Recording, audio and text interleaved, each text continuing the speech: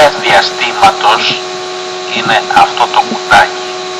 Εκπέμπει κύμα το οποίο ανακλάται σε αντικείμενο του οποίου θέλουμε να μετρήσουμε την απόσταση από τον αισθητήρα. Το κύμα οδεύει στο αντικείμενο, ανακλάται σε αυτό και επιστρέφει στον αισθητήρα.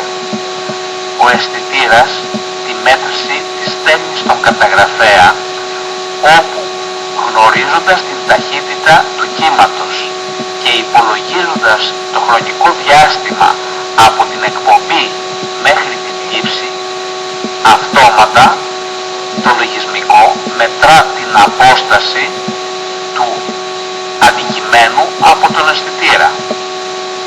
Έτσι εμφανίζει ένα γράφημα θέσης και χρόνου.